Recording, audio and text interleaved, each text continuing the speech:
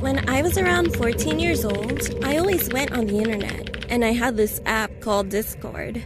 After a while of having Discord, I met a boy named Luke. We started talking for a while, and one day, he asked me what I looked like. Without thinking, I sent him a picture of me. He told me that I was beautiful and that he loved my long dark hair and how I did my eyeliner. I just said thanks, thinking nothing of it.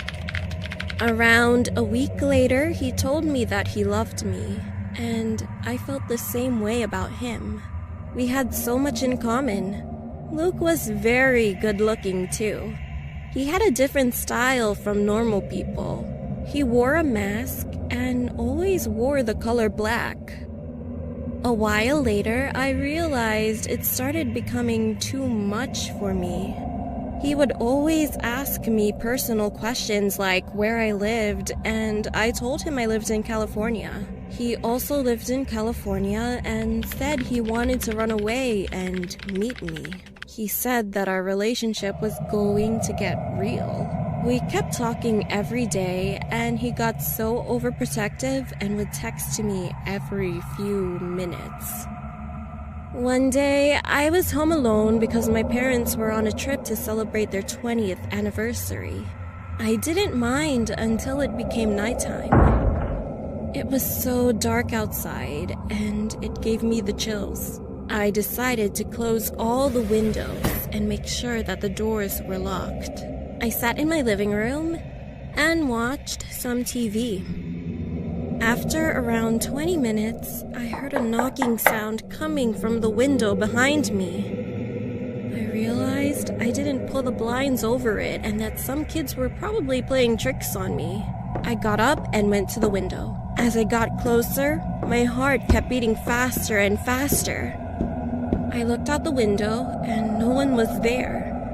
So I just closed it with the blinds and sat back down. After that, I got a message from Luke. He said, "Let's meet up now."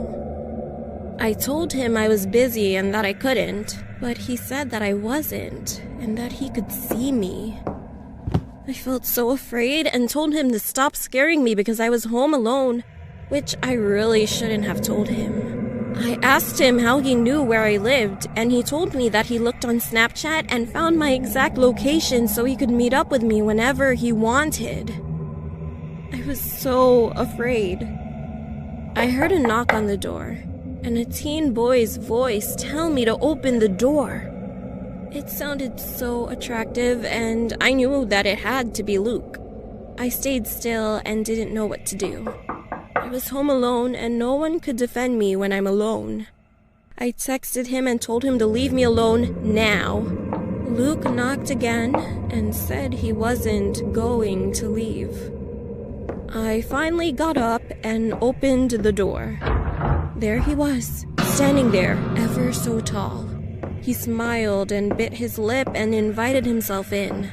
I told him several times to leave, but he didn't listen. Then he went quiet, and I tapped his back. He ripped his mask off to reveal all the scars he had around his lips. I froze in shock and told him to please leave, now.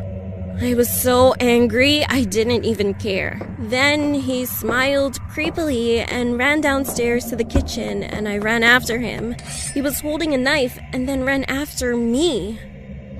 I ran outside, hid in the bushes, and called 911 as fast as I could. The police arrived quickly. They found him. But what was even more creepy was that he smirked at me when they took him into their car. I called my parents shortly after and told them everything, and they came home. I never want to stay home alone again. It creeps me out. I deleted Discord and blocked him before I did. Having an internet boyfriend will haunt me forever, and I will never forget the creepy smirk he gave me.